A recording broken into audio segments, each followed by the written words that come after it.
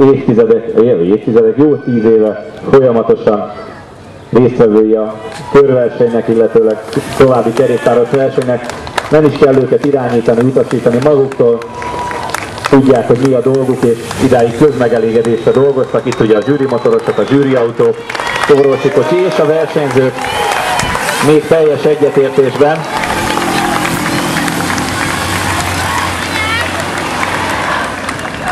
Majd a zsűrikocsi és a kísérő autók.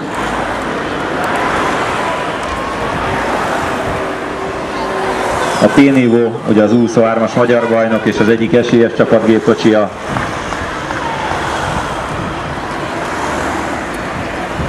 És ha nem is olyan színes, de azért jócskán lehet olyan autókat látni, akik a nagy testvér, a Tour de France kísérő konvojában is megállnak a helyüket a festésükkel. A Veltour Polska, a kontinentális bolgár csapatnak az autója volt.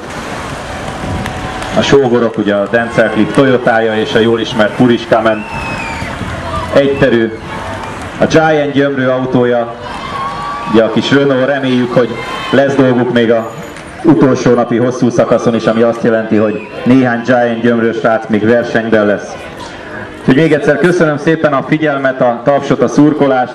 Kísérjék figyelemmel a versenyt az elektronikus és az írott médiumokban, a velo.hu internetes oldalon, a tdh.sport.hu internetes oldalon, a közszolgálati médiumokban és a Rádió Gyömrő délután telefonos bejelentkezésekkel tájékoztatni fogja önöket a verseny alakulásáról és a Giant Gyömrő kerekeseinek teljesítményéről.